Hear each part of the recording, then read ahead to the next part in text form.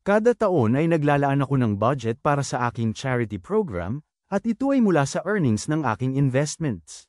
Sa taong ito ay 500,000 o kalahating milyong peso ang pondo ng aking charity program. 50% nito ay para sa edukasyon. Kasali na dito ang tuition fees at monthly allowances ng mga bata na aking tinutulungan.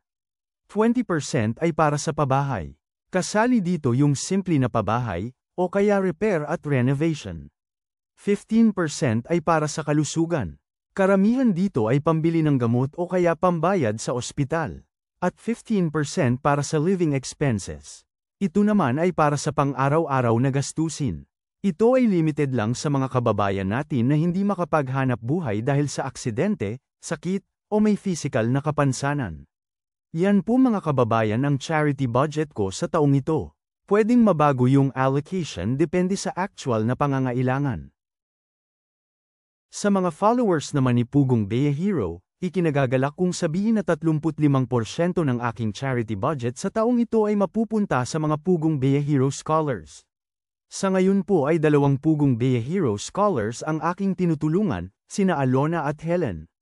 Si Alona ay grade 6 ngayon sa San Vicente Elementary School pero sa susunod na school year ay kailangan lumipat siya sa bayan ng Cabanglasan para doon ipagpatuloy ang pag-aaral dahil walang grade 7 sa San Vicente Elementary School.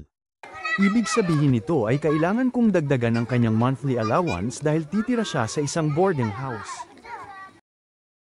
Si Helen naman ay grade 12 ngayon kaya magka-college na siya sa susunod na school year kaya sigurado din na kailangan niya ng mas malaking monthly allowance at tuition fee. Gusto niyang maging teacher balang araw pero hindi pa ito final dahil walang malapit na college sa kanila na nag-o-offer ng education courses. Bukod naman kina Alona at Helen ay meron din akong scholar na katutubong Igorot na nag-aaral sa Baguio City. Siya ay second year ngayon sa kursong nursing kaya malaki din ang napupunta sa kanya mula sa aking charity fund.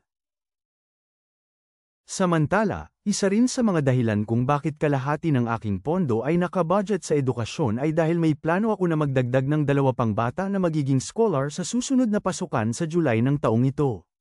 Hopefully, isa dito ay manggagaling kay Pugong Bea Hero at ang isa naman ay mula sa Cordillera na katutubong Igorot. Makikipag-ugnayan po ako kay Sir Paul tungkol dito bago magpasukan. Hopefully ay may mahanap siyang bata na karapat-dapat na tulungan. In the meantime ay ito pa rin yung napakagandang views sa lugar nina Alona at Helen. I am still hoping that someday ay makatulong din ako na mabigyan sila ng mas magandang tahanan. Last December nga pala, ang Christmas gift ko sa kanila ay 7,000 lang naman na pambili ng cellphone dahil sirang-sira na yung phone na ginagamit nila. At ito nga, nakabili na sila.